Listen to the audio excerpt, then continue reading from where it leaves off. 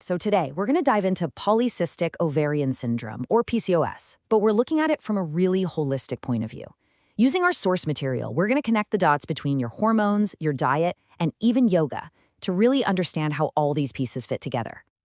So let's kick things off with this question. What's the link between your hormones, your diet, and your overall energy?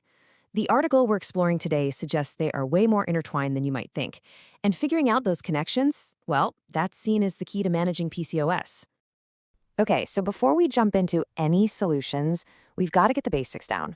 In this first section, we're going to define the condition and answer the big question. What exactly is PCOS? At its core, PCOS is a hormonal disorder. According to our source, the main thing to know is that it involves an overproduction of male hormones, which are called androgens. This imbalance is what can really throw a wrench in the works, disrupting the menstrual cycle and ovulation and leading to a whole cascade of other issues. And that hormonal imbalance, it shows up in some very real and, often really challenging ways. We're talking about symptoms ranging from irregular periods and ovarian cysts to things like weight gain and acne. It's a pretty complex picture, and obviously any one of these can have a huge impact on a person's life. All right, so we've got the what. Now let's dig into the why. What's really interesting is that our source material gives us two different but complementary ways to think about the root causes of PCOS. One is hormonal, and the other is what it calls energetic. This is where it gets super interesting.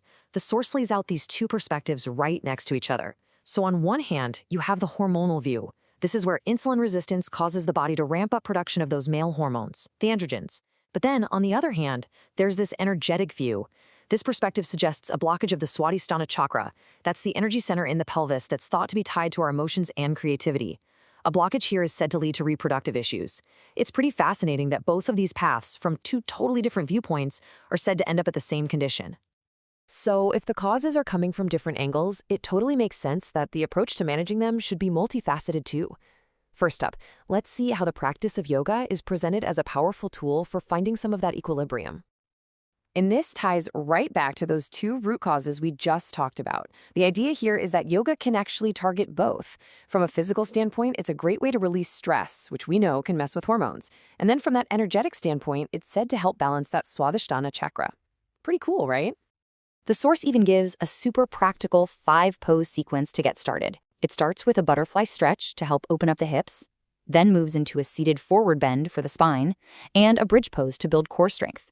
After that, there's a cobra pose for back flexibility, and then it all wraps up with a child's pose for just deep, total relaxation. It's a really gentle routine that focuses on those key areas for pelvic health and stress relief.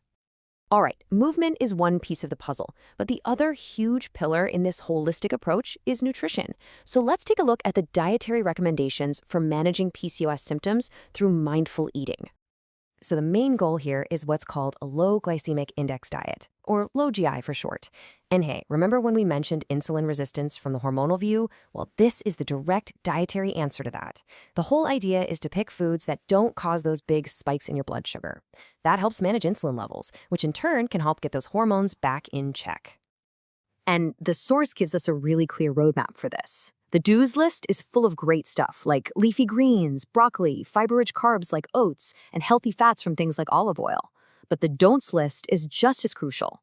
It suggests avoiding what it calls the whites. Think white pasta, white rice, sugar, along with trans fats and a lot of processed foods. It's really all about shifting focus to whole, nutrient-packed foods. Okay, so we've covered the what, the why, and some really practical tools for the how. So now, let's bring it all together and see what this overall path to wellness looks like. There's a quote from the source that I think just sums up the whole message perfectly. It's this really encouraging call to action, basically saying that by taking charge and adopting a healthy lifestyle, one that brings together mindful movement and eating, you can really take back control and ease the worries that come with PCOS. And that really brings us to our final thought. The whole holistic system we've talked about suggests that wellness isn't about finding that one single magic bullet fix. So we'll leave you with this question to ponder. Could the real key to wellness be found not in one single fix, but in finding the balance between many? Thanks so much for joining me.